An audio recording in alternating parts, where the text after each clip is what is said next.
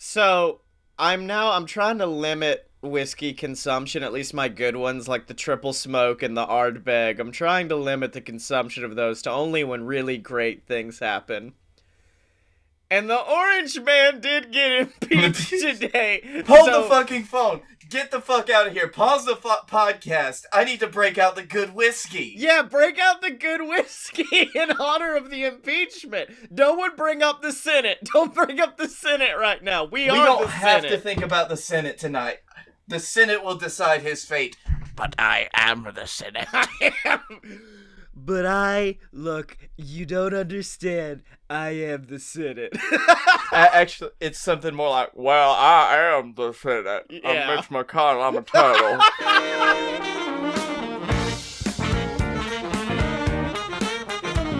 Whoa, ladies and gentlemen, boys and girls, children of all ages, it's time. It's time for the most wonderful time of the year on a load. And I'm talking about a load of BS, the greatest show on the planet featuring the two best damn men of all time. And I'm talking about the Ho-Ho B to the L-A-K-E. It's Ho-Ho Blake Tanner. Ho, ho, ho, bitches. I hope you're ready for a little bit of special coal in your sock. Cause I've left it. It's shit. Wait, and the S. Scottye Moore. Wait, it's a stock. It's not a sock, Santa. We don't just put up a nasty old shit sock for you to put presents in. No. You put up a regular sock. I provide the shit. Santa eats a lot of cookies, bud. I really want to make a film where the beginning of it has like the traditional like little kid on the couch curled up like, wait, Billy, did you hear that? And slowly walks in to the living room where the chimney is there, even though chimneys don't exist in homes anymore. And as they turn the corner, they see a familiar like boot with red pants. And then they just hear, and they turn the corner, and it's Santa Claus perched like Batman atop the mantle, shitting in their stockings. And he's just like, fucking ran out of coal, what can I say? How do you think I make so much?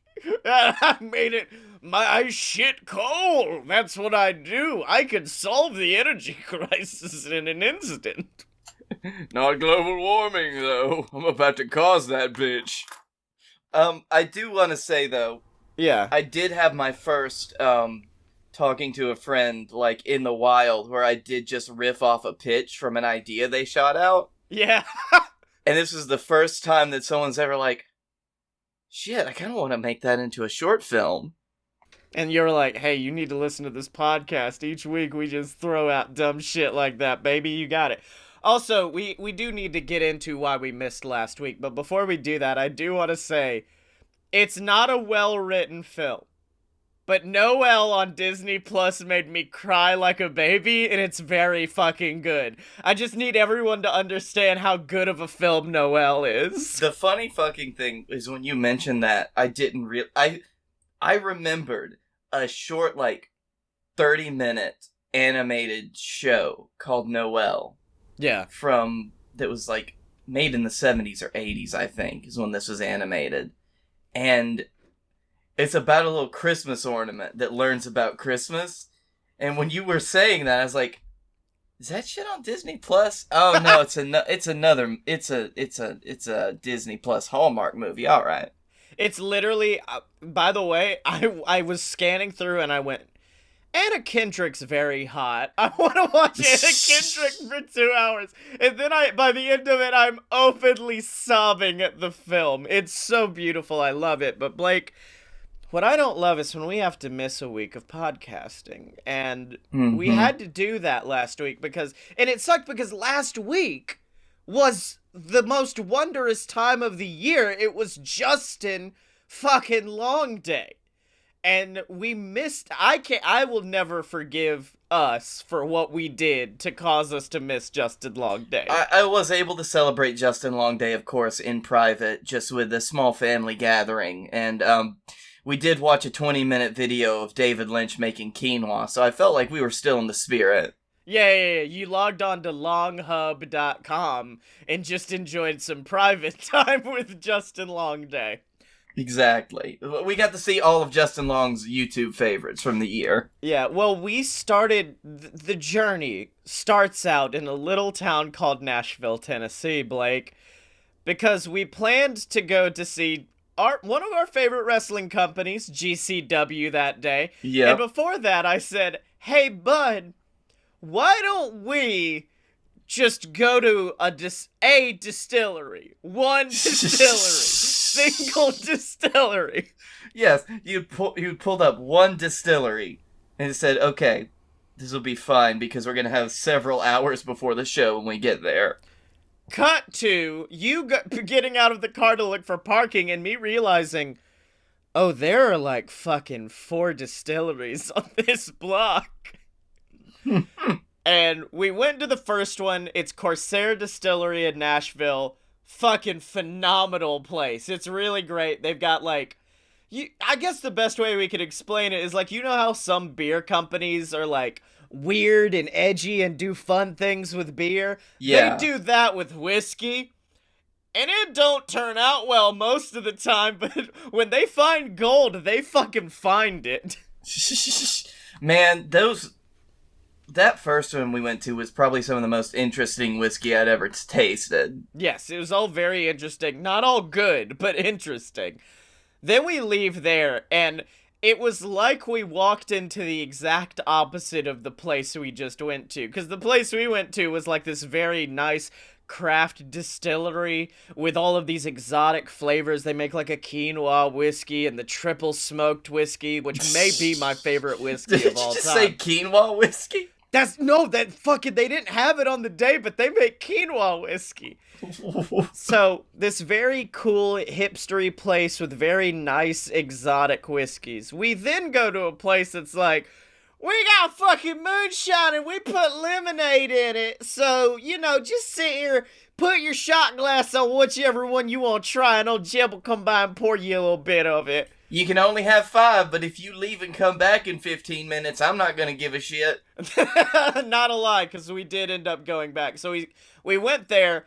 Did anything really impress you out of that distillery? Because the first one, I think Triple Smoke is the only thing that really impressed me. I was hoping the gin would be better, but it wasn't. The first one, I did try their absinthe that they make, which I thought was very good. Absinthe. Yeah. And also... No, there was another, but it was whatever rye whiskey they had. Oh, Rye-mageddon? Rye-mageddon, that's it. At the second place, they had all of their cream liqueurs were good, but really that lemon moonshine, like that limoncello moonshine they make, yeah, that was good. It was the best way to make money with a distillery, which is just saying like, hey, we're in the South, you want some moonshine? Well, we put flavorant in it. So it's essentially like selling flavored vodka. It's not, for us... Actually, I'd say flavored grain alcohol, more like, yeah. But... For us who are whiskey snobs at this point, we were like, it's good. We will drink it because we want to get drunk today. But you are not going to be the best place we go to. And the best place, despite the fact that I learned that I don't like their Tennessee whiskey that much, was Greenbrier Distillery. Still one of my favorite places I've gone to this year. And by the end of it, we were... I'll let you know, before we went in to do the tour of it, I was like, nah, I can't. I can't. I'm gonna have to go outside and take a moment of me time before I do this, because it was right as the alcohol was hitting me, and I'm like, no, I want to pay attention to this tour. I gotta do this, man. Yeah, so the tour was really nice. The tour guide knew a lot, which was good in the beginning, then got really bad near the end, where she kept talking about, like, different aging processes, and me and Blake were just sitting next to each other like, yeah, okay, wrap it up, gotta piss real bad. Had to piss real bad. Mm-hmm.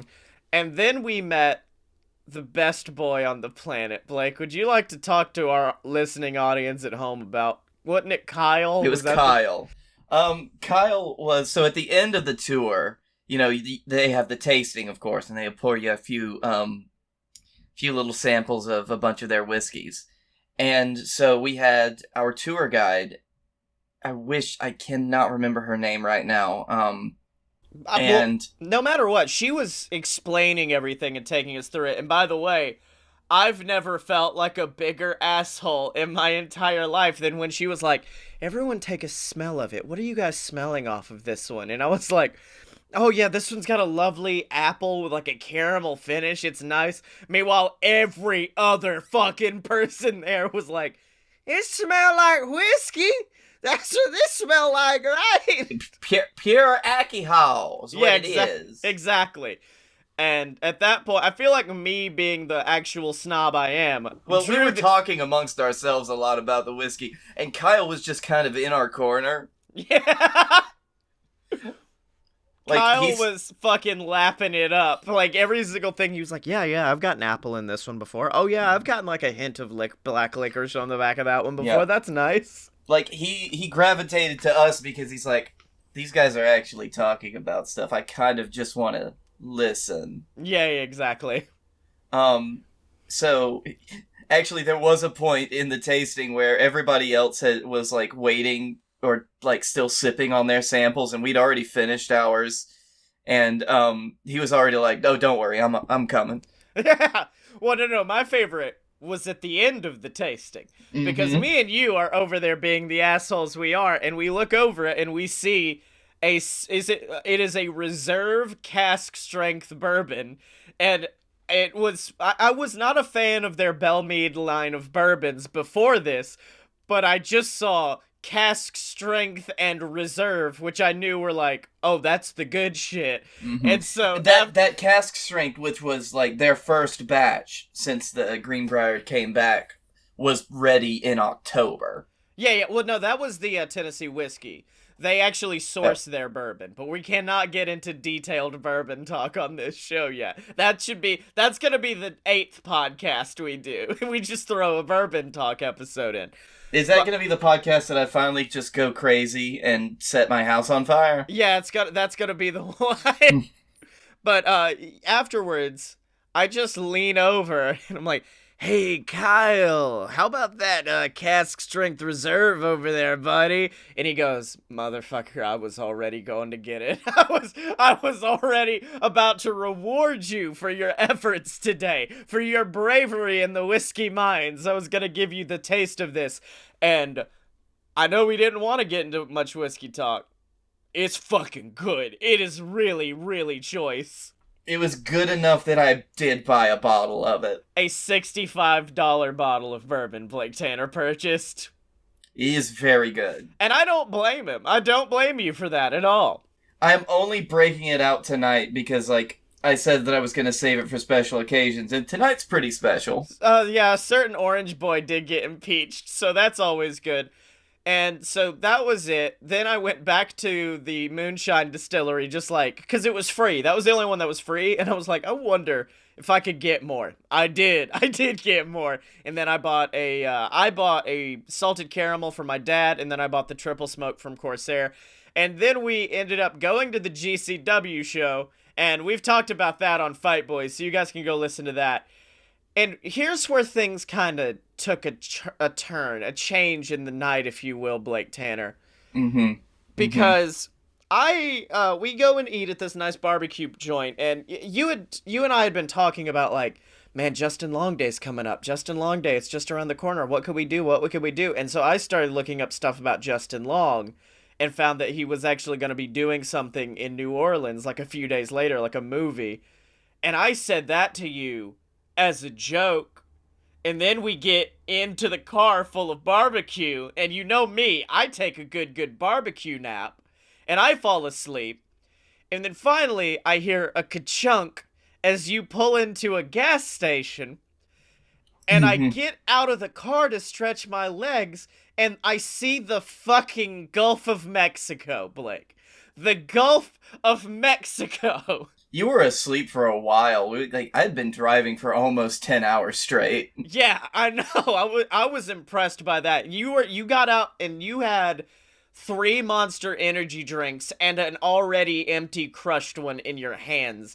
And Which is amazing because I don't even drink or like Monster, but it was the only thing that they had Exactly. in Mississippi. Yes, because now we are in Biloxi, Mississippi, and you are looking... Blake, I don't want to be rude. There are so many bags around your eyes at this point that I'm like, I gotta fucking take over. Otherwise, Blake's gonna die.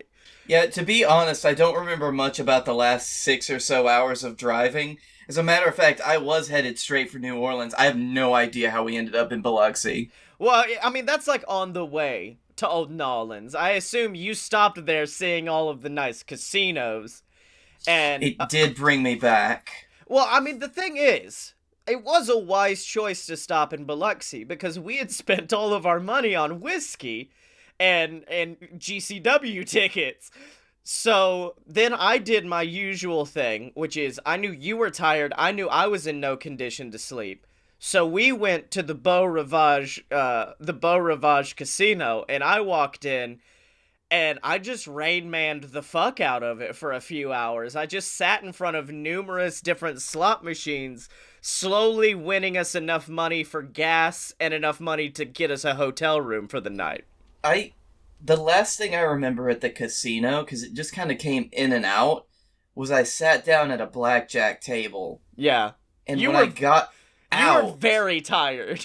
Yeah, but when I got out, I remember I was on my phone, and I'd paid off all of my student loans.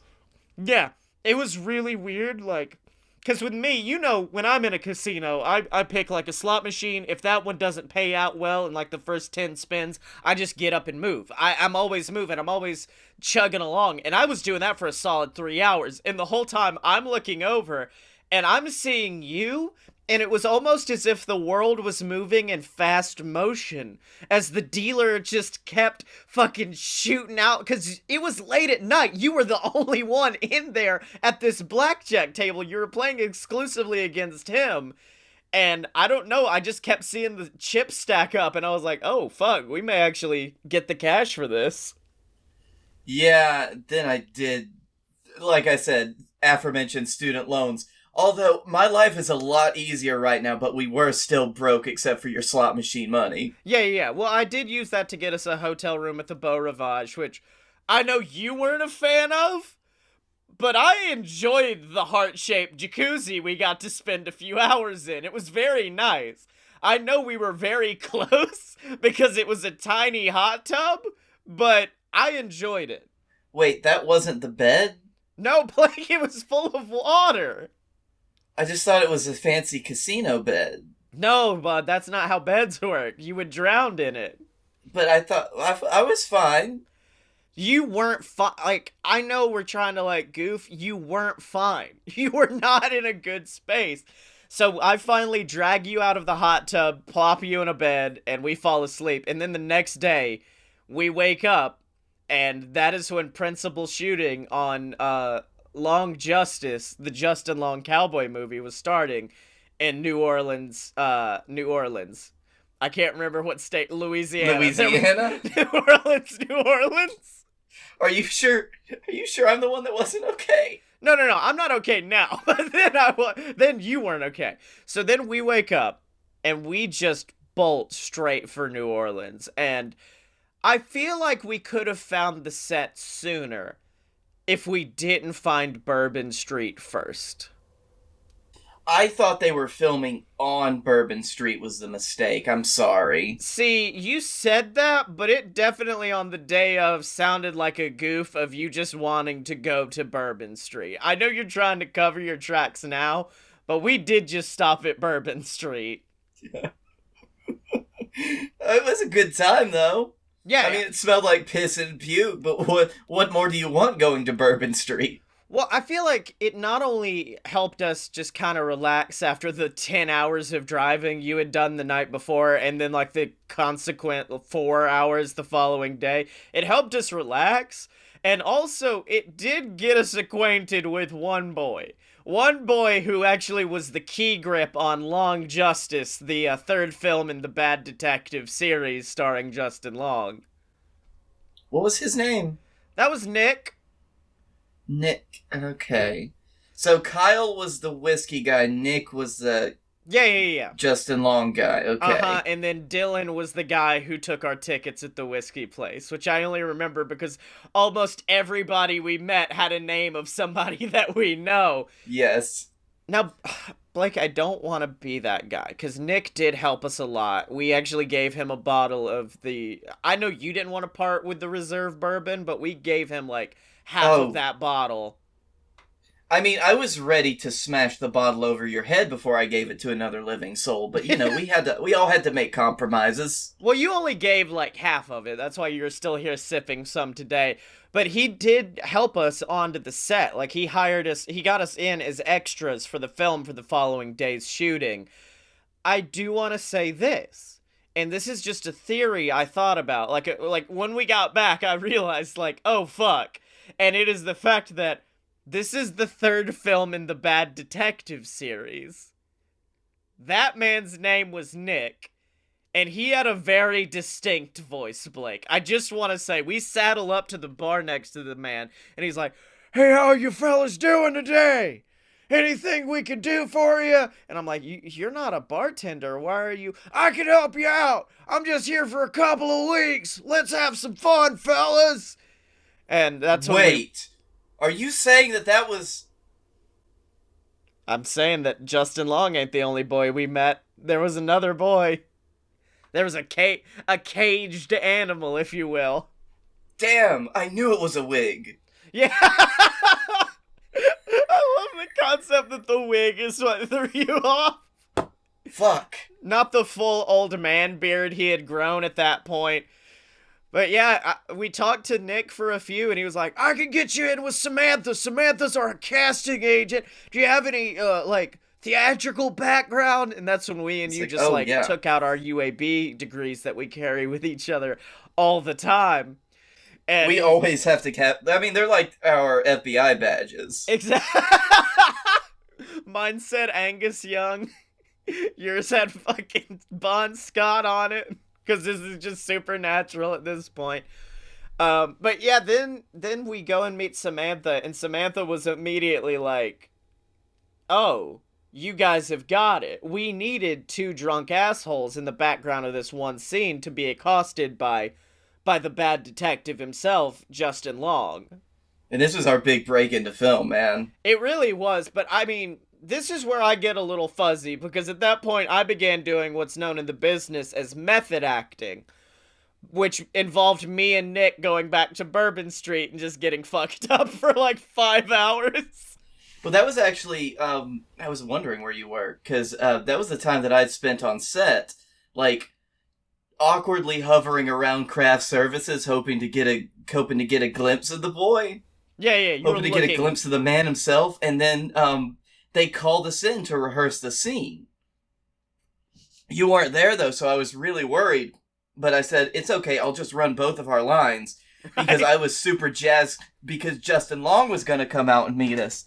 The only problem was when they came out and we rehearsed the scene, we rehearsed it with the stunt double doing Justin's lines. Exactly, the stunt double pimped out. You told me about this, because he came out and was just like, "Hey, how's everybody doing? Name's Old Thunderbird here. I just want to thank you guys all so much for the opportunity." Then he saw me and he's like, "Ah, fuck. God damn it, what do I have to do to get away from you? I quit my detective job. I haven't been on your show in months." If we're just gonna keep that bit up of just nothing but fucking cameos, then the last bar we were at, me and him are going drink for drink, and I'm like, "I can out-drink any motherfucker in here." And then from across the bar, I hear, "Big man, let me tell you now, you can out-drink just about anybody in the Louisiana area, with the exception of the Nature Boy. Woo! Rick, my God, Flair." And that's when Ric Flair challenged me to a drinking contest. How did that go over?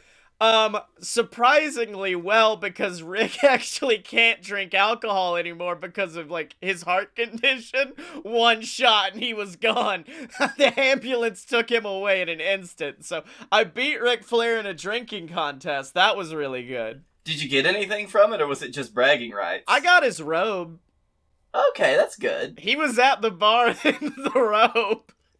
I like to imagine that that's kind of how he is all the time now, ever since his last, like, foray onto, a load of BS. Yeah, hold on. My favorite part about this is the concept that if I took the rope, that means Ric Flair is getting loaded onto the ambulance completely in his underwear. Just getting pimped up. Did you become the Ric Flair, though, at that point? Like, Blake, have you ever seen the hit Tim Allen film, The Santa Claus? uh-huh. Because let me tell you something. I put that robe on, and it's changed. I've gotten it dyed and cut since I've been back in Oxford, but I put on that ding-dang robe, and my hair grew 15 inches. 15 inches turned platinum blonde. And I guess that explains the confusion, because I didn't realize it had happened until we were driving back, and I looked in the rearview mirror and was like, what the hell's happened to me?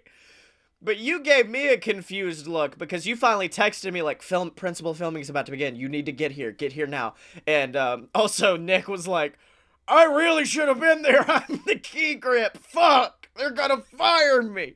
Damn it, Ric Flair, why do you always do this? Yeah, exactly. And so that's when I thought I just walked up and said, hey bud, how is it going? But apparently, according to the film I have, I just kind of strutted in and was like, Blake Tanner, who's ready to have the best Justin Long day of their life. Woo!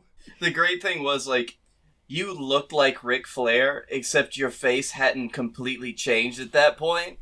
So I was just, like, immediately, as I was like, Santa Claus, alright, gotcha. It's a Santa Claus situation, shit. So that must have happened. That's when I told you that we didn't meet Justin Long yet. Well, now we need to talk about the incident, Blake.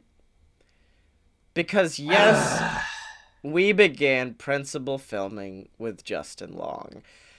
And we're just sitting there in our characters were in a back alley. I was, like, smoking a cigarette while you were flipping a coin. Just like two real street toughs. As we look. When you look at us. Had you taken the Ric Flair robe off at that point, or was that still in full Rick mode? No, I took it off and the hair receded because they were actually very upset about it. Mm-hmm. And they were like, no, that's gonna draw too much attention away from, and as they say it, a fucking door flies open and out walks beautiful, resplendent, abs glowing in the midday sun, Justin Long. And he just slowly walks down. And, fuck, we should have said something to him. Because he made the offer. He walked by us and was like, hello, boys, how are you today? And, like, winks. And we should have been like, oh, it's great to meet you. We love your work. But we just didn't. We just stayed perfectly silent the whole time. I believe, actually, it was something more like, I remember trying to say something, but it was more to the fact that Ric Flair's here. Yeah, you just pointed at me, but my shit had changed back, and I was like, what the fuck are you talking about? I don't know what you mean. I drove 10 hours to meet you. Yeah. Well, this is all after he had left, and I'm just, like, slapping you like, Blake, no, it's about to start. And, look, I know I'm usually the rabble-rousing, trouble-making bad boy of this duo. But you made a sound that's only akin to a teapot whistling. And there were numerous, like, the director, fucking Werner Herzog, was, like, so excited to begin the filming, but the whole time he was like, he could hear in the background, just this loud whining noise. If you looked over at me, like, my entire face was red and steam was pouring out of my ears. Exactly. And then it got worse. Because at that point, I just kind of lean over to you and I try to say it to where the like film cameras and the mics that we actually got Nick, he was our boom guy, to I made sure they couldn't hear it, and I was just like, hey man, calm down. Just as soon as the scene's over, you can go down there and you can talk to him. And it's fine. Just calm down right now.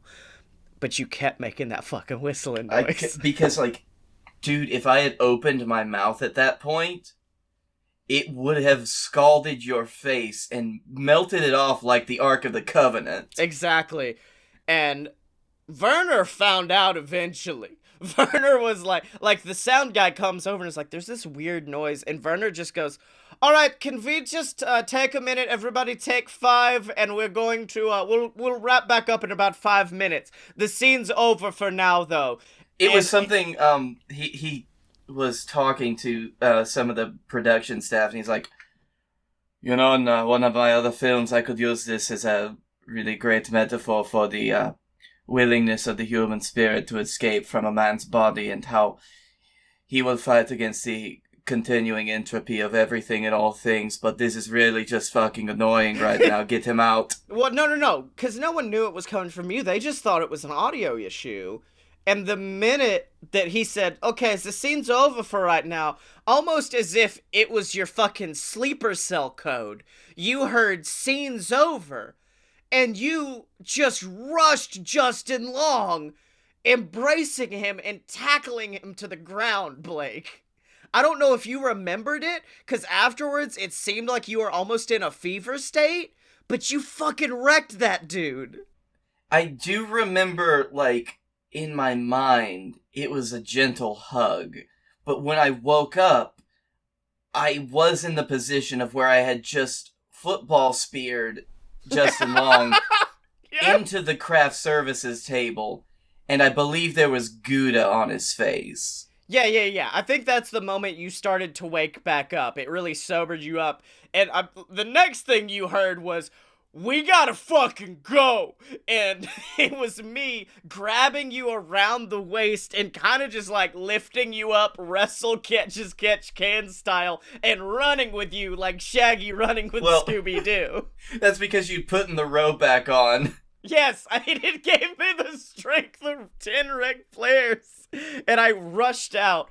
And I finally rushed out, and we went back to our shitty little New Orleans hotel and kind of hid out for a very lengthy amount of time, during which I was excited because I had my microphone with me, my little portable microphone. I was like, oh, fuck yeah, we can record the show. And I realized that in the kerfuffle to get away, I fell on it, and I crushed the microphone, and that's why we couldn't do an episode last week. Damn, of course. This whole explanation has been leading up to why we couldn't do an episode last week, by the way. Yes, exactly. And you know something, Blake, if you're gonna afford bail whenever the fucking Justin Long police catch up to you, and if I'm gonna afford a new microphone, we're gonna have to go to the Shill Station. They can only prosecute me in Louisiana, so good luck, bitches. Ding ding!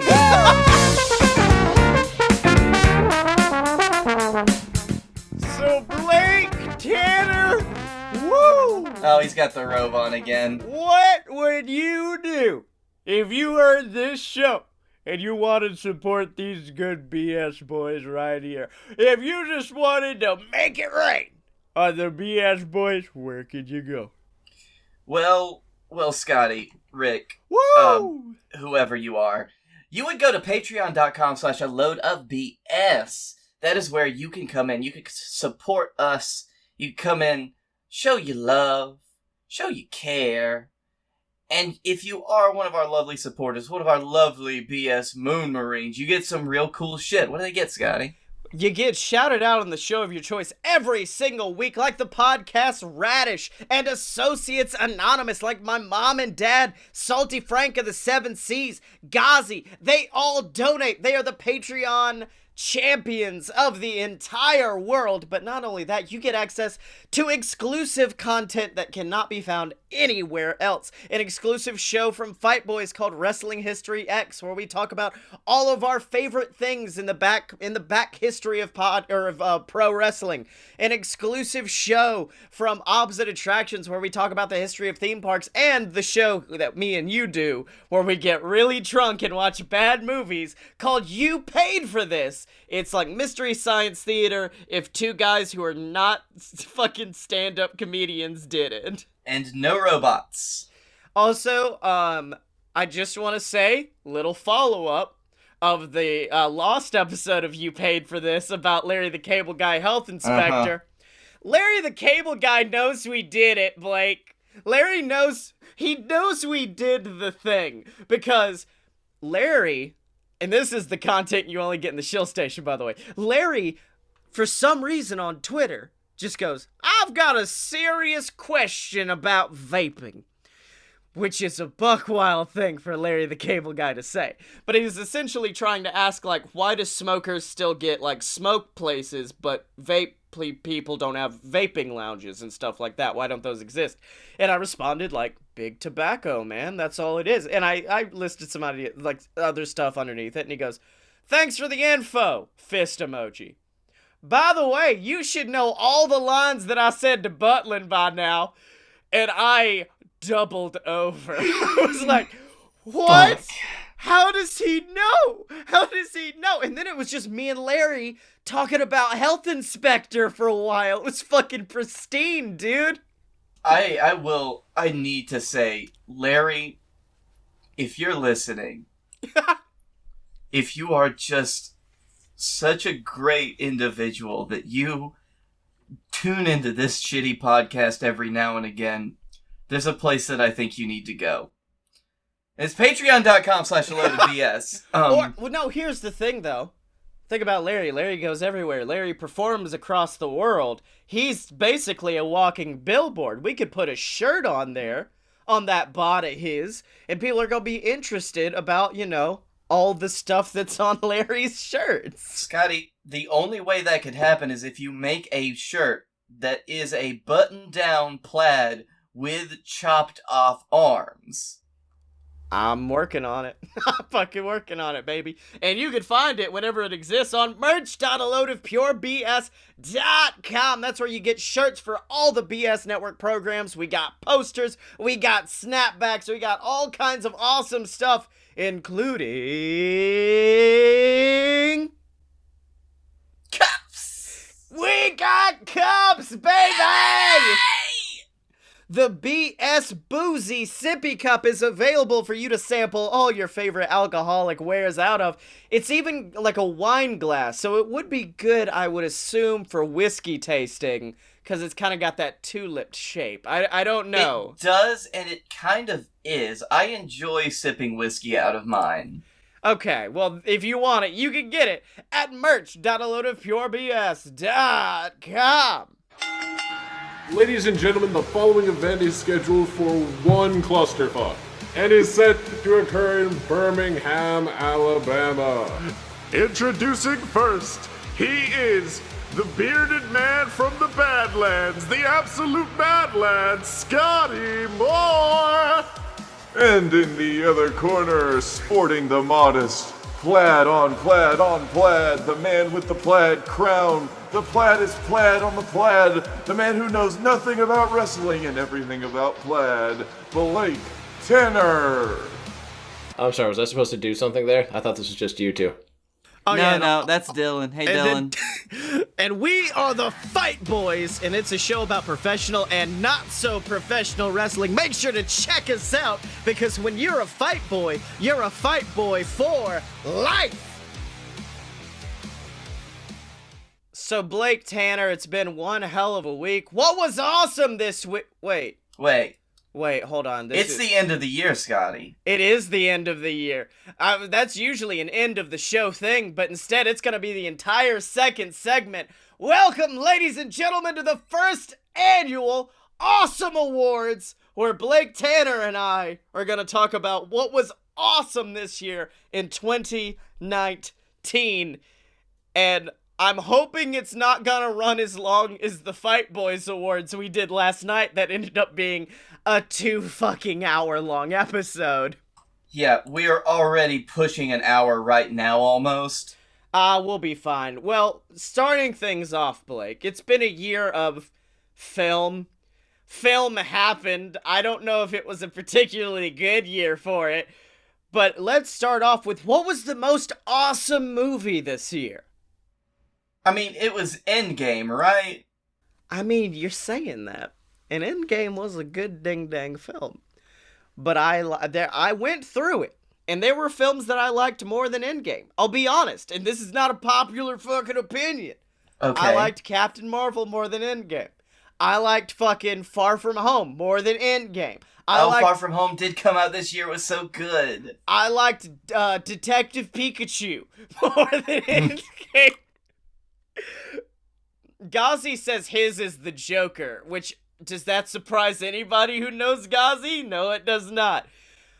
But Blake, my most awesome movie this year is a film that, I'm not gonna lie, it kind of ashames me that this is my film of the year, but it just was had such a good ending to it, and it was so wholesome, and it provided me the good dumb shit that I need when I go to a cinema.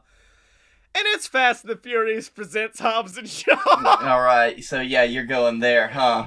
It's so fucking choice, dude! Like, okay, it was really good. For me, for the person I am, for the whiskey drinking, wrestle loving theme park goer, Fast and the Furious presents Hobbs and Shaw is all I need. And then they add cool shit on top of it. Like at the end of the film, I think we've talked about it on the show before, the end of the film, they don't use guns. A Fast and the Furious Punch Boy film does not use guns in its final act. And that was like, and I've seen that happen with other films that I've seen this year, where in the final act of the I think Zombieland does it, which, by the way, that came out, that's probably bottom of the barrel. It was fine for what it was, but that one also did not use guns in the finale, instead tried to find more unique ways to do it.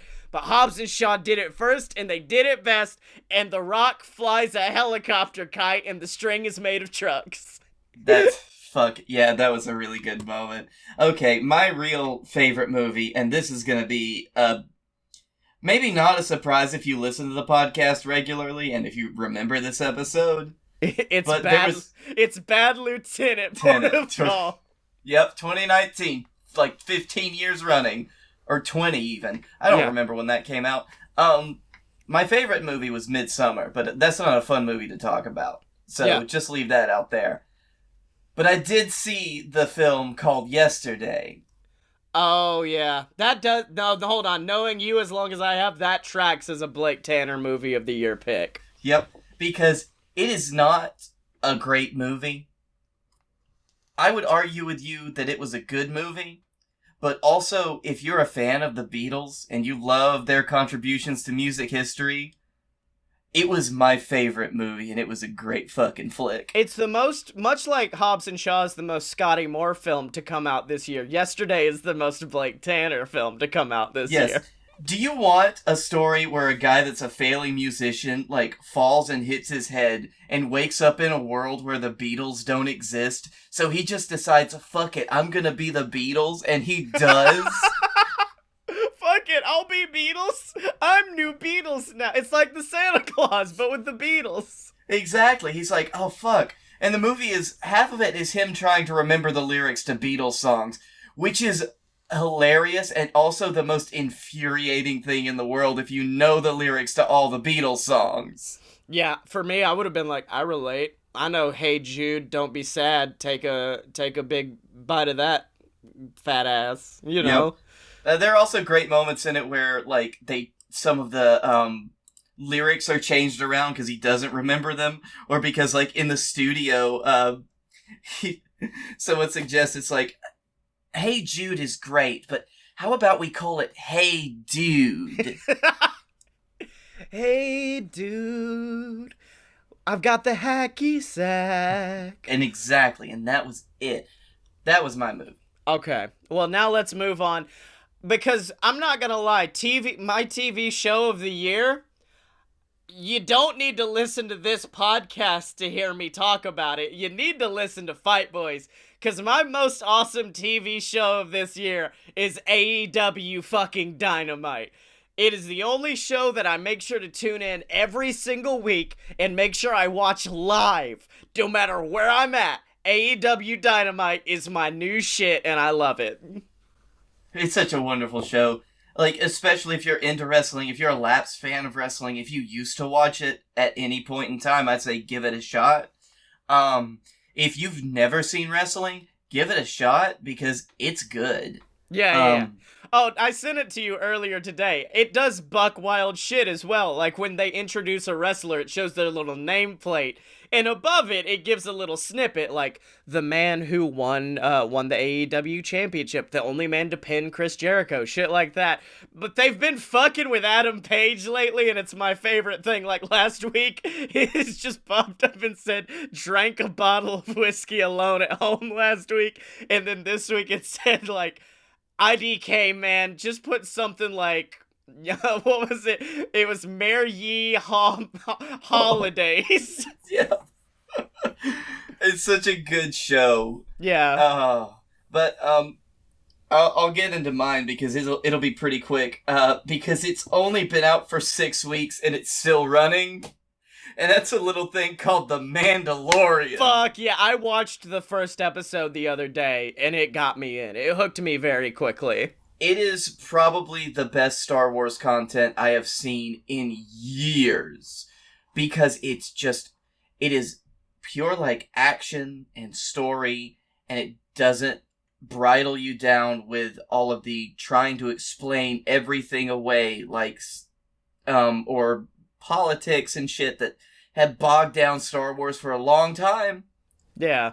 And it's just this Mandalorian fucking shit up with a baby Yoda. It's so good. And it doesn't have all that confusing stuff like in Rise of Skywalker where Rey walks into that chamber and then suddenly she has... I was just waiting to trigger you and see at what point you turned off your camera. I'm a dangerous man because I've read all of the fucking Skywalker spoilers because I don't care anymore. Hey, the thing is, what you started describing was enough that, like, it happened in The Last Jedi that I was like, did he just get the title wrong? Yeah. No. There's some buck wild shit. I cannot wait for you to, like, at least see it so I can then discuss, like, how much of this was right and how much of it was just weird Reddit leaks. Let me know. Well, we'll see. Now let's get into the most awesome song of the year. And I've been going first on all of these, so I'm kind of curious, because me and you are almost opposite sides of the spectrum when it comes to songs, so I'm very curious where you're at on this. Well, the thing is, I don't listen to music that comes out in the year that it comes out. In 5 years, Blake Tanner's gonna be like, you fucking heard Bad Guy? It's fantastic. So I've been listening, actually, let's just go to Spotify. Let's see what the fuck Spotify has said. If you would ask me the only song from 2019 that I know Blake Tanner knows and enjoys, it would involve Taking His Horse to the Old Town Road. Yep. Oh, wait. I know what my song of 2019 is. Okay. Because I've listened to it 5 million times and it came out in January and it's our fucking theme song. Yes! Rick I approve! Fucking Flair by Tom McGuire and the Brass Holes. Holy shit, that's such a good song. It's a banger. Oh man, if you like jazz, if you like funk, if you like people reviving that, and if you like Scottish people especially. Yes. You know we had Tom on, listeners, last year. And he was hyping it up. And technically the song did release as a single in 2018, but it was part of their first album. Yeah. And goddamn, it's so good. I will say, I'm fine with you taking something from late 2018 and putting it in here. The only reason I say that is because my song of the year came out in late 2018, and it's from a little film called Spider-Man Into the Spider-Verse. Mm-hmm. And it's fucking What's Up Danger. The song from the best scene in all of cinema where Miles Morales is just suiting up to become the new Spider-Man and then just yeets himself off a fucking building. And I see it, and it's like steroids in video form, because I'm like, fuck yeah! Yeah, baby! And Spotify does, like, was Rick, like, your number one on the Spotify end of year review? It was actually number 2, but it was probably my song of the year because the other one I listened to incessantly. Yeah. Well, What's Up Danger was my number 1, and that was when I was like, yeah, that fucking song actually rips. And if I'm driving down the road, like, most of the time, I will always have like a grace period where I'm like, I don't want to listen to that today. I don't want to listen. I've never had that with What's Up Danger. Every single time I'm like, fuck you, let's go! Let's rage! Let's take the day! Into the Spider-Verse, if we were doing this awards show, that would have been my 2018. Yeah, like film of the year? Mm-hmm. Oh, yeah, without a doubt. It's close enough that I would be like, I wouldn't be mad at it. I'd be fine with that. Also true, I have watched it at least 3 times this year. Yep. Now, what was the most awesome non-BS Network branded podcast that you enjoyed this year? The most awesome non-BS branded podcast. God, that is a hard fucking... Like, I've been thinking about this one, honestly, for a bit. I will say, it doesn't have to debut this year. Like, Right. if anything that could have... like, I'm almost positive next year's is going to be Adventure Zone, because I already love the new arc they're in. That's true. Adventure Zone was, like, up there with me because I really liked how Amnesty turned out. Because I still have memories of... I remember when I was listening to this episode of Amnesty, mostly because that was when I was hunting for a job. Yeah. But no, my favorite podcast of the year has definitely got to be Last Podcast on the Left, because I have been binging a lot of their stuff on and off. Yeah. And just a few weeks ago, actually, I listened to their 5 fucking part series on Jonestown. Yeah. And holy shit, it is buck wild. Because I did a research paper on Jonestown and the People's Temple cult in high school. Yeah. Also, quickly, could you tell everybody what Last Podcast on the Left is? Because I'm fairly sure all I know is Spooky Boy Show. Yeah, essentially Spooky Boy Show. So we've got these 3 boys, and they talk about, and they do some intense research on everything from cults to serial killers to cryptids to spooky stories. They have a whole series of that they do on creepypastas, so you'd be into that. They do any and everything. They have a whole like listener submission special episodes called Side Stories, where people just talk about like their experiences with something either possibly supernatural, UFOs, shit like that. And they're very, like, while I would say they're heavy on researching conspiracy theories, they're really well-grounded, so they're not trying to, like, shit-talk you into believing any of this is real. They're just, like, telling the stories that these people tell. That's awesome. Well, so, like, they do a series on, or they do series on cryptids, and they're like, this is the shit that people have told us, but here's where the evidence is. And there's not that much. So we've got the stories, but not the evidence. But the stories are the really cool shit. That's cool. Well, for me, I was stuck. I was stuck between 2. And I'm gonna do them both. Because one is my go-to podcast for any time I'm feeling depressed or anxious or having like an anxiety attack happening. And it is Wonderful by Griffin and Rachel McElroy. It's so good. It's such a good, wholesome show that for like an hour, it takes you away and lets you just listen to this married couple who love each other so much talk about their favorite shit. And that's it. That's the whole gist of it. And when I travel or go to like Orlando or something and have to spend an hour in the car to get to a conference, I will just pop on an episode of Wonderful and have it on the way up, then another one on the way back. It's a very easily binged podcast. I would like to say I have learned so much about, like, Griffin's musical taste, like, fits in the Venn diagram of mine so fucking much. Yeah. That almost every time he brings a musical, like an artist or a song, he'll talk about that artist or he'll talk about that song. And every time it has just made me go a deep dive into their stuff, and, like, it's always so good. Meanwhile, me with Griffin, the only time me and his music choices lined up is the one time he talked about playing Thunderstruck for his son in the car. But the one show that I would like to give the most awesome podcast of the year award goes to Punch Up the Fucking Jam. The show where Miel, it's now just Miel. Demi Adijuebe, who was her co-host, and I may have just fucked his name wholesale, but they basically talk about a song, why it's buck wild and so weird, and then at the end make their own version of it, and they'll do like parody versions. One time they did In the Air Tonight by Phil Collins, and instead of punching up that song, they just took the drum fill and put it into other songs. So anytime a beat dropped in a song, do do do do do do do do do. I can confirm this because of the several times that we've traveled together this year. Which we've traveled together a lot this year, I'm just realizing. Yeah.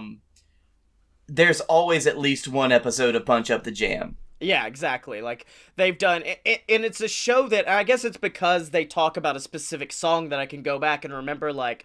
Oh, yeah, the one they did with Nicole Byer is fucking phenomenal. The one they did with Griffin is amazing. The Paul F. Tompkins one where they talk about fucking LA woman is legendary at this point. And... despite the fact that Demi left the show, and I feel like Demi was an important element, and it's a little bit weirder now with just Miel and a guest host, but it's still a good show, but it was they had a banner fucking year this year, and it was very, very good. I have to agree. I've enjoyed the episodes I've listened to, and didn't you bring that as one of your awesome things this year? Yeah, I have. In fact... I do want to say one last thing, and it's the episode where Demi leaves is a live show with Neil Cicierega and someone else, and they What? I know, and they punch up. I think they punch up Space Jam, the Space Jam theme, and the punch up is not a punch up of Space Jam. It is Demi going back to all of the songs that they've done on the show and mash them up into one massive mashup. And I didn't think I would ever cry while listening to Space Jam mashed up with 1 Week by Bare Naked Ladies, but your boy did. It was a great moment. That's fucking good. Now, this one's a little bit outside the normal realm of what we... Well, I mean, we do talk about it on What's Awesome, but it's a little bit outside the normal realm of an award. Hey, Blake, what was the most awesome food this year? What was that food that you just couldn't get enough of this year? My fucking... Okay. I know I've brought it. I hope... It's gotta be this year because this is when we started doing it. But it's... fucking grilling a steak, man. I knew it! I fucking called it! I knew it was gonna be this! Do you know how many times I've done that this year alone? Because, like, I started dabbling in it last year about, 3/4 of the way through when it was still warm, like, because we live in fucking Alabama, and there are days where it's warm enough that you can just grill. But this year, I've turned it into my art. I've turned it into my passion. Yeah. And I own my own grill now, so no one's gonna fucking stop me. I'm an animal. Well, my food of the year is a food that I feel like had a really big resurgence this year. And it's just good old fried chicken.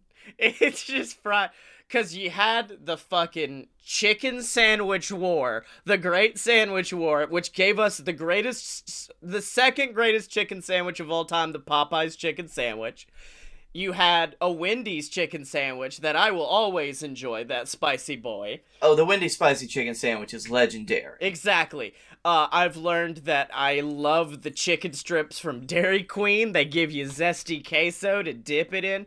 They're so good, aren't they? I've got a Dairy Queen across from my office. I get that shit all the time. It's so good. I like the rest of them we were so passionate about, and this one we're just like, yeah, fucking food, right? Food's good to eat. I like food. That I've expanded my tastes a lot, and you've got the baby mouth, and that's fine. I'll let you do what you need to do. But I will always dabble into someone's fried chicken to see, like, that's your baseline. You brought a lovely grilled steak, and I'm like, chicken tendies. I want the tendies.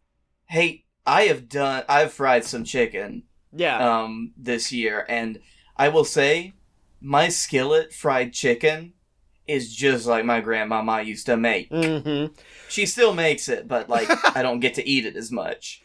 All right, well, now, what was the most awesome place we visited in 2019? Not we, just in general, that we visited. And I'll start because we've already talked about it in this episode. Yep. But my favorite fucking place I've been to this year is Greenbrier Distillery in Nashville, Tennessee.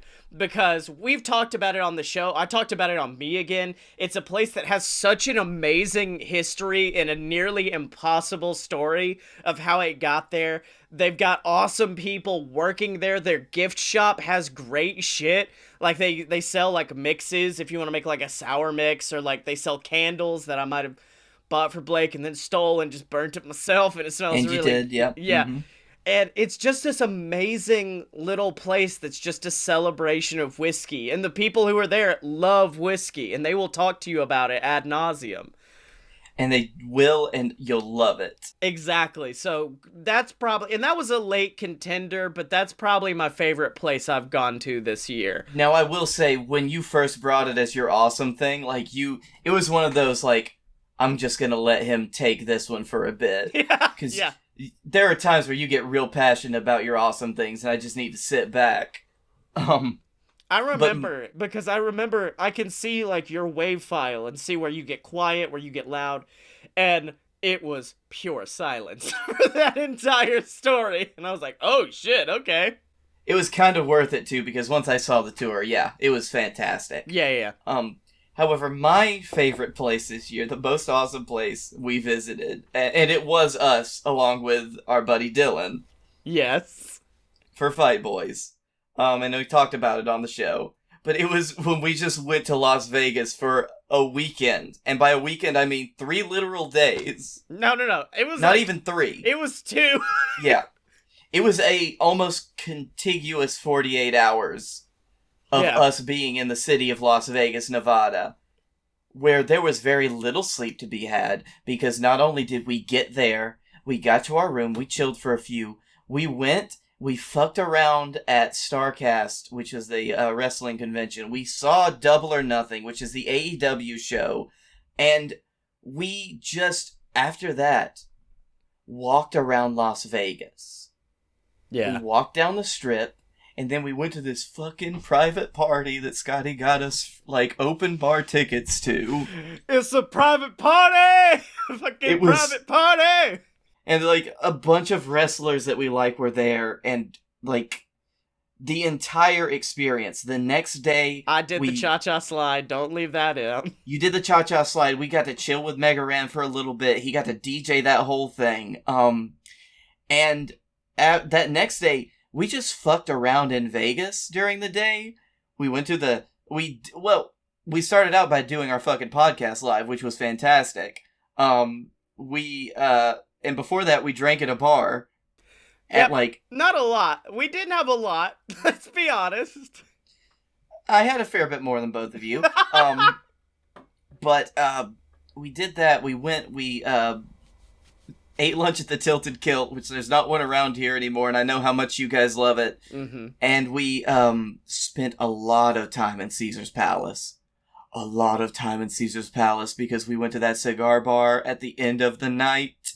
Yeah. And we stayed there until it was time to leave for our flight. Well, no. We saved up enough time to get Blake Tanner to shove 20 chicky nuggies in his gob hole to sober him up somewhat before he went to TSA, because I believe the quote of that trip was from Dylan, who, after you had drank like your 4th drink, just, you stood up, put on the captain's hat, went to the bathroom, and he leans in like, so is he gonna be like that all night? Or like, because, I mean, can he get on a plane like that? Oh, man. So, yeah, Vegas was definitely a great place we went to. I was trying to get more condensed, but yeah, if I had to pick, like, an overall, like, city place we went to, Vegas would be my place of the year this year. I think because we spent so little time there, honestly, that is basically what that was. Exactly.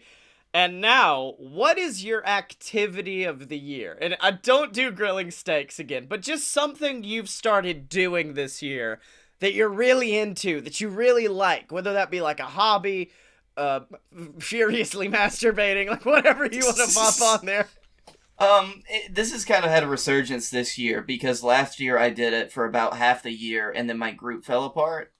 But about 6 or 7 months ago, we got together with a couple of friends, with our friends Josh and Chandler, who got married this year, so congratulations, y'all. But we started doing a D&D campaign again. Hold on. They do not get the award for most awesome couple to be married this year, though. I do get that one. That one's mine. That's me. I didn't know we were doing that, but yes, you can have that one. But we started doing D&D again, and I love D&D. And I'm not DMing this one like the last one, and it's so refreshing to just be a player. Yeah. So, just to, like, chill with your buddies and fuck around in D&D, because we do play it a little bit Trace Horny Boy style. Yeah. So D&D has been really, like, something that I've been enjoying a lot this year, and it's such a great way for telling stories and just hanging out with your friends and just having a lot of interesting role-playing experiences. Yeah. Well, my thing I got into thinking I'm going to do this once and then never do it again. And now I'm looking at buying multiple more things to continue this tradition, and it is making my own fucking whiskey. And I didn't think I would fall in love. I think, and I talked about this on Me Again, I think it's because I'm good at it. And I know it's just putting shit in a barrel, but, like, it's producing good product, and therefore it's encouraging me to want to keep going. And now it's, like, making me think about other things, like, ooh, what if instead of putting in the weird essence flavoring packet, I instead just, like, age the moonshine in, like, some lime and some, like, ginger for a while to get that flavor in there? Or what if instead of soaking the barrel in water, what if I soak the barrel in, like, sweet tea and try to get those flavors in there? It's become a passion now of me being like, what can I make next? What's the next thing I want to do? Like, how many barrels do I need? So that is my hobby, activity, whatever you want to call it, of the year, is making my own whiskey. Now, this one, we're going to stick with personal ones right now. What was your biggest moment of your year? The biggest thing that happened to you this year? The biggest thing that happened to me, and I honestly wasn't expecting it, but it was being cast in a show called Our Town. And I don't know if you've read Our Town or if anyone listening has, but Ghazi's the only one listening, my boy, and you know he didn't. I'm hoping that we get some people after the live fact. So, it's a wonderful little show. It's a show that's done a lot in high school theater, and I think that's why it's a show that gets a bad rap. Yeah. And, like, I remember you telling me about it and me being like, okay, that's your choice you want to make in your life. Yeah. And it's a show that honestly just deals with the lives of normal people living their normal lives for 3/4 of it. And it builds up these relationships with these characters, and it shows how they go through their life, how a couple of characters fall in love, the day they get married, the troubles they're having there, the anxiety they're experiencing. And then in the third act, you get to see one of those characters, she dies prematurely. And it gets a little, like, supernatural then, because it's her in the graveyard with all of the other dead people from the town that you've known throughout this entire show. And she wants to go back and relive her life. And in this one scene at the very end, she relives a single day of her life. And it's everything that you want, but everything that you can't have, because you're only seeing it again and you can't influence it at all. So you're seeing everything and you're wanting to, like, she's wanting to talk to her mother. She's wanting to tell her how she really feels, because all of these things she never got to say while she was alive, and she can't, because she's watching a recording of her life. And then in the very end, like, she sadly returns to the graveyard, and you see her husband, who's played by me, of course, coming back to the graveyard after the funeral and everything, and just, like, falling beside her grave and weeping. And that's when she has the realization that people just don't understand. People don't take the time to realize these things. And being in a show like that where I didn't expect anything and where I came out with this new outlook on life was unexpected and an amazing moment. Well, that's all fun and good. You did this whole play making fake pretend about getting married and having babies and all that. I fucking did it. I just did it. I need to get cast in it. Well, to be honest, it takes a lot more to get cast than it does to get married. Sorry. So sorry. Yeah, no. The best. No, hold on. Could you say that again? Could you say that for the audience? Eat a hot fresh. I really want to hear you apologizing for taking my real fun moment. Eat a fresh, real honest human emotion. Well, my real emotion's about to come out because my moment of the year is that I had the most fucking beautiful, precious baby that is in existence. And look, I know I'm a dad, and so I'm gonna have the obvious bias of my baby is fucking cute. No, fuck you. I've done the research. I've done the double-blind fucking looks. My baby's the cutest fucking baby on this planet. She is adorable, and even to this day, she's like just a little badass because she's like her daddy, which means that her face moves a lot. And her eyebrows move up and down, and she smiles, and it's fantastic, and like, even looking back to the giving birth thing, I thought it was going to be a lot more horrifying, but no, it was a very simple, easy birth, and I'm extremely fucking grateful for that. And man, just having a baby, man, that's it. Moment of the year, moment of the lifetime, possibly, because holy shit, I had an amazing 2019, but I also know that the baby's always gonna be there. That's always gonna top the list, no matter fucking what. Gonna be pooping on your pants all the time. Pooping on these fucking nice-ass pants of mine. Well, now, Blake, fuck all that shit. Fuck the baby. Fuck the play. I want to know what the best moment the BS did this year. What the best thing the BS boys got into this fucking year. Scottye, we're just gonna have the same one, aren't we? Well, I would like to actually, there's a main player in my story, and I'd like to translate it into his language. Okay. I think we've got the same moment for both of us, so you go ahead and take the reins on this. And my moment of the year is... Yeah. Fucking hanging out with Chewbacca in a bar is the fucking best thing ever. The fact that we got to get real drunk, and I've not had a night other than then where I got blackout drunk and then didn't wake up in like complete shame. Cause the following morning I woke up like, I feel like shit, but I fucking partied with Chewbacca last night. Like, no one could take that from me. No one could take that from us.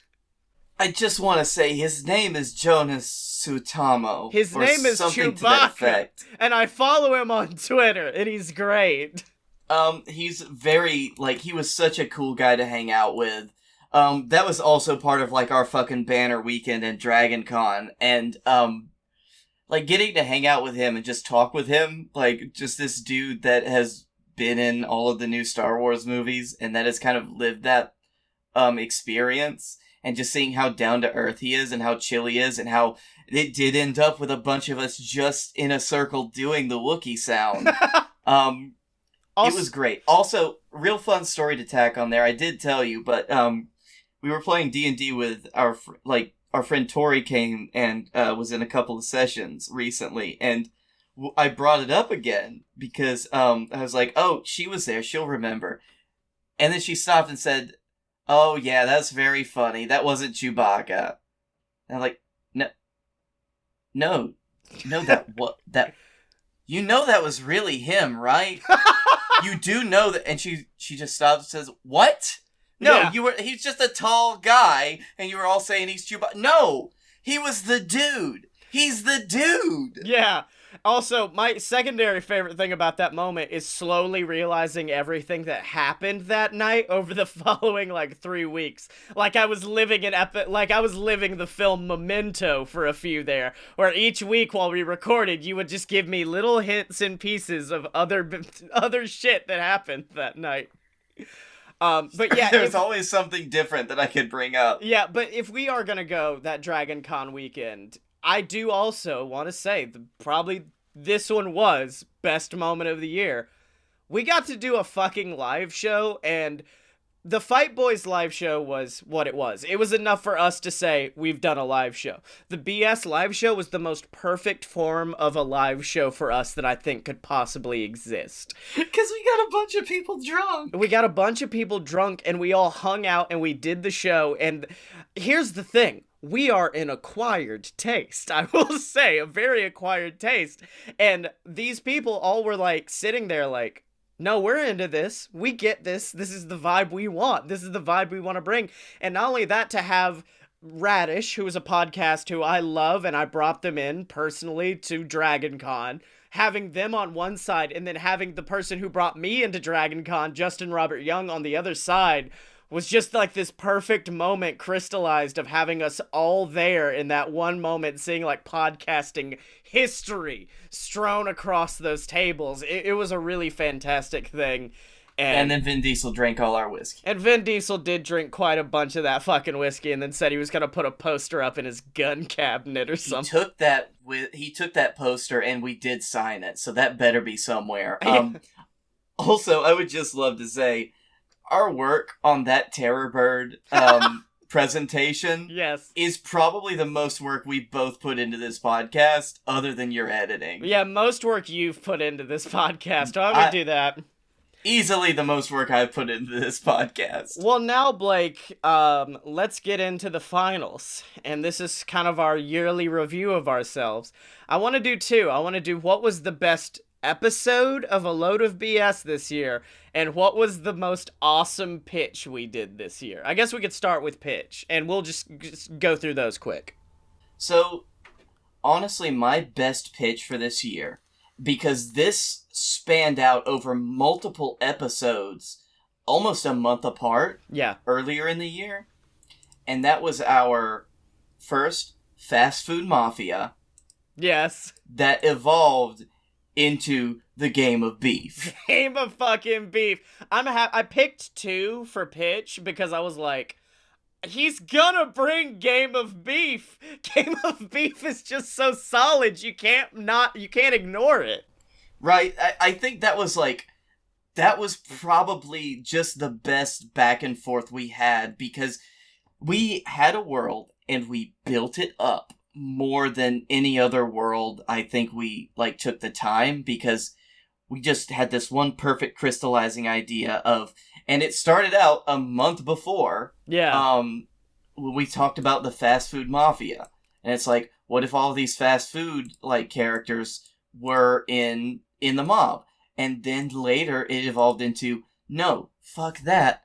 What if it was Game of Thrones? Exactly. Because that's like the mob on steroids. What if we had all of these characters, just fucking kings and queens and princesses and, armies clashing against each other? Who would win? Whose story would it be? And who would come out on top? And that was one of our longer episodes, Game of Beef. Who lives, who dies, who eats the fries? Very good pull right there. Well, mine, I really enjoy the episodes where when we get into segment 2, instead of diverting onto another tangent, we just keep pulling from the first segment. So, the Google zone, we did that one a lot, where I started talking about Google, and then for segment 2, you were like, fuck it, I want to break into Google too. But the one I would like to discuss, Blake, is, I cannot remember the name of the pitch in the first segment, so I apologize for that. But I do remember the second pitch of that episode, and it was just called fucking Oompa. And it was our... Yes! That was gonna be my other one! It was a fucking Joker reboot, but instead of it being about the Joker, it was about, a single, fucking... Oompa, loompa, doompa dee doo, I'm gonna kill every last one of you, escaping, and just us building this world around. And the first pitch in that episode is good too, because we basically made Mad Max fucking Willy Wonka. And then, but Oompa blows it out of the water, because there's sometimes on this show where I'm literally sitting here I could go write that right now. I've already got the pitch. I've already got it. I'm good. And Oompa was it. Yeah, because the first pitch was the untold sequel to Willy Wonka, and then the second one was like, we just got into Oompa. Yeah, into that Oompa. But now, let's finally do it. What was the best episode we had this year? Overall, ignoring pitches, ignoring everything, what was the best one? Well, Scottye, I think I've gone first in a few of these, so I'd like to hear yours. I mean, is it a question? As much as I do have like that emotional resonance with the live episode, especially the moment at the end where we asked Justin what's awesome this week, and I can still in my head like pitch perfect hear him say like, what was awesome this week right fucking now, and me almost breaking into tears because it was such a good moment. But Bud, we did a fucking musical this year, and you expect me not to pick that? You expect me not to bring the fucking battle against the podcast Illuminati to the table? That thing that was a month and a half in the making. The first episode of 2019, a build-up from 10 episodes of us doing a bunch of weird, random bullshit, like interviewing Tom McGuire and watching seven distinct versions of Larry the Cable Guy Health Inspector, all led up to this musical. And it was kind of like, and I know it's not perfect, because I know we can kind of tweak a few things here and there and stuff like that. But at the same time, we had done a musical. Episode 10, Wrestler's Court, is a musical, but it is nothing compared to the BS versus the Illuminati episode. Because it was like you said, we spent like a month crafting the script and trying to make sure everything worked out perfectly, picking what songs we wanted to put in and parody for each one. And like, I know it was the most workout like we had ever done as far as like singing or anything goes. Like I remember doing multiple takes of the Be Prepared song just to make sure it turned out perfectly. And yeah, that was a lot of work went into that one. I took so many takes on my fucking song from the producers. I Want to Be a Podcaster, which by the way, in that one you do say performing live at Dragon Con, which was me calling a shot, and that shot came true later that year. So yes, it did. And I think that's a great contender, and I'm not going to pick it because you've already picked it. Okay. But I think that my favorite episode that we did, other than that one, was episode 131, The Goat Man Begins. Oh, fuck. That's actually a very good one. I didn't even think about this one. That was our Halloween episode this year, and that was where we just read the OG creepypasta of the Goat Man that takes place, that is set in Alabama. And you know what? I think that we might not be the first, but like we really just delved into that thing, and we did make our own movie out of it too. And my favorite part is the way we did it, because it wasn't we read the story, then did a bit. It was, I'd read a segment, we'd do a bit. Read a segment, do a small bit. Read a segment, do a small bit. And by the end of it, we had done I had done such a good job reading of it, and the story had done such a good atmosphere that we were both like, God, we can't fucking do bits. We can't do bits right now. It's so... Oh, yeah, like, we had to do the bits to keep ourselves going at one point.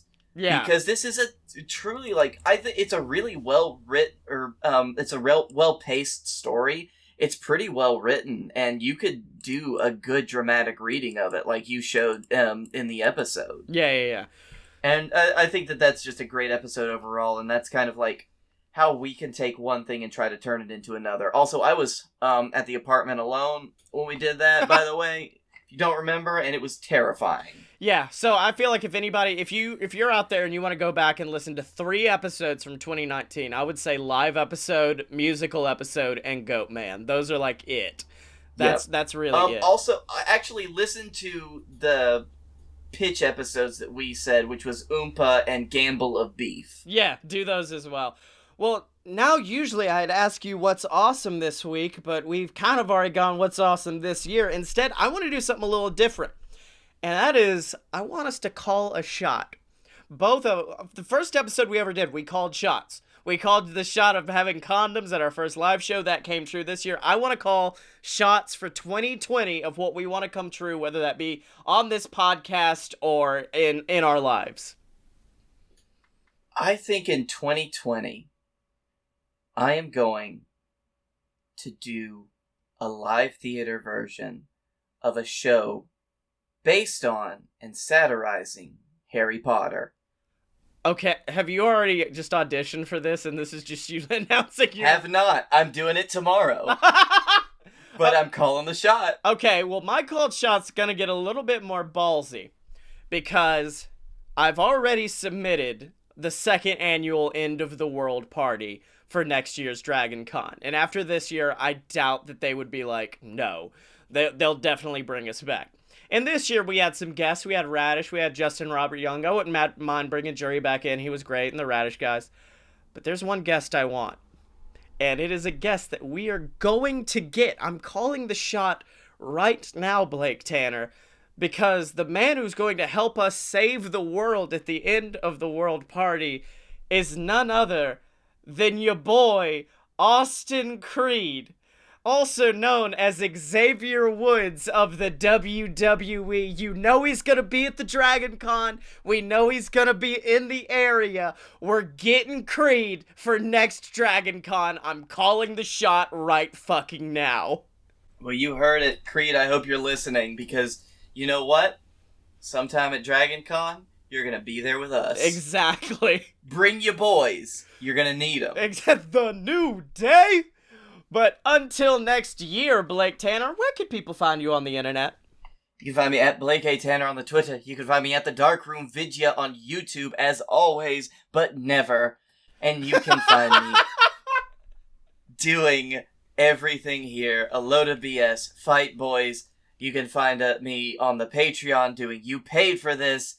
And basically whatever else the fuck we decide to do. And you can also find him on the brand new BS Network audio drama, Deviant. The next episode is going to drop this Sunday. And if you haven't already caught up and listened to episode 1, I recommend you do that. And you can find it at aloadofpurebs.com. In addition to all the BS Network programs, from me again to Fight Boys, they're all there for you to check out at aloadofpurebs.com. Special thanks again to Tom McGuire and the Brass Holes for our theme song, Ric Flair. I've said it before, folks. I'm gonna say it again. It's a banger. It's a great feel-good song. It gets you hyped, even if you don't know who the fuck Ric Flair is. That's right. And remember to support the show, whether that be by donating to the Patreon, picking up some merch, or just leaving us 5 stars on iTunes or Podchaser, wherever you guys get your podcast. Just leave us a review. Try to shoot us up those charts. It would mean the world to us, ladies and gentlemen. But if you've already done all that, just tell a friend who needs a little bit of BS in their life that they need to check out A Load of BS. But until next time, remember to find Blake and me on Twitter at A Load of Pure BS. Accept no substitutes, and we will see you next year!